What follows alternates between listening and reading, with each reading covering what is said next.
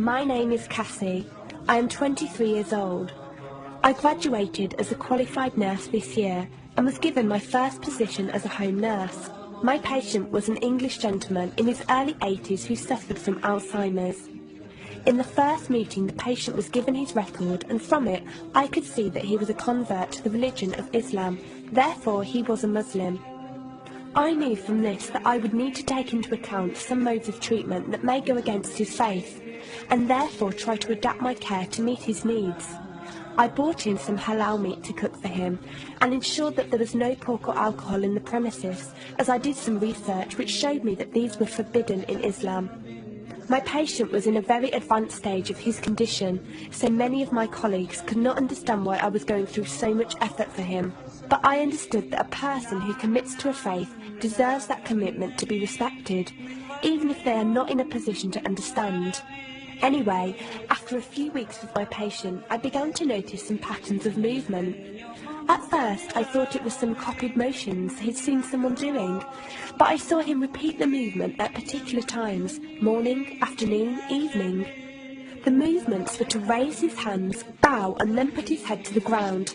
I could not understand it. He was also repeating sentences in another language. I couldn't figure out what language it was, as his speech was slurred, but I know the same verses were repeated daily. Also, there was something strange. He didn't allow me to feed him with my left hand. Somehow I knew this linked to his religion, but didn't know how. One of my colleagues told me about Paltalk as a place for debates and discussions. As I did not know any Muslims except for my patient, I thought it would be good to speak to someone live and ask questions. I went on the Islam section and entered the room True Message. Here I asked questions regarding the repeated movements and was told that these were the actions of prayer. I did not really believe it until someone posted a link on the Islamic prayer on YouTube. I was shocked. A man who has lost all memory of his children, of his occupation, and could barely eat and drink, was able to remember not only actions of prayer, but verses that were in another language. This was nothing short of incredible, and I knew that this man was devout in his faith, which made me want to learn more in order to care for him the best I could.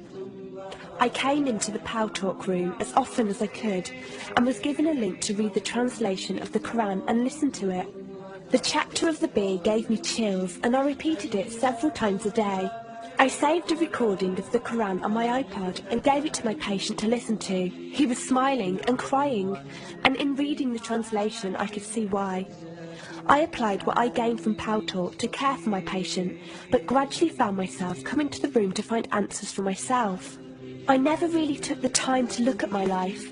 I never knew my father. My mother died when I was 3. Me and my brother were raised by our grandparents who died 4 years ago, so now it's just the two of us. But despite all this loss, I always thought I was happy, content.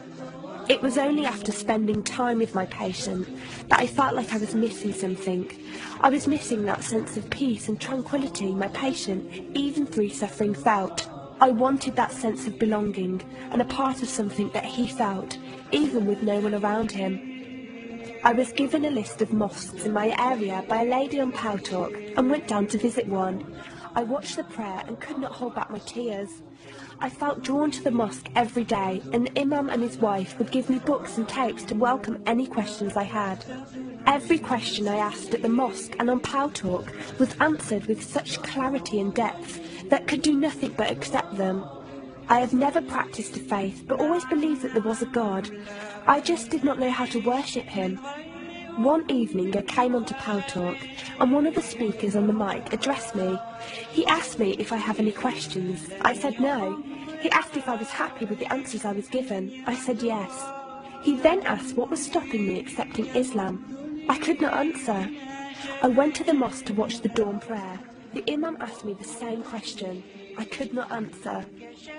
I then went to tend to my patient. I was feeding him, and as I looked into his eyes, I just realised he was brought to me for a reason, and the only thing stopping me from accepting was fear. Not fear in the sense of something bad, but fear of accepting something good and thinking that I was not worthy like this man. That afternoon I went to the mosque and asked the imam if I could say my declaration of faith, the Shahada. There is no God except Allah. Muhammad is Allah's messenger. He helped me through it and guided me through what I needed to do next. I cannot explain the feeling I felt when I said it. It was like someone woke me up from sleep and sees everything more clearly. The feeling was overwhelming joy, clarity, and most of all, peace. The first person I told was not my brother, but my patient. I went to him, and before I even opened my mouth, he cried and smiled at me. I broke down in front of him. I owed him so much. I came home and logged onto Paltalk and repeated the Shahada for the room. They all helped me so much, and even though I had never seen a single one of them, they felt closer to me than my own brother. I did eventually call my brother to tell him, and although he wasn't happy, he supported me and said he would be there. I couldn't ask for any more. After my first week as a Muslim, my patient passed away in his sleep while I was caring for him. Inna lillahi wa inna ilayhi raji'un. He died a peaceful death, and I was the only person with him. He was like the father I never had, and he was my doorway to Islam. From the day of my Shahada to this very day, and for every day for as long as I live, I will pray that Allah shows mercy on him and grant him every good deed I perform in the tenfold. I loved him for the sake of Allah.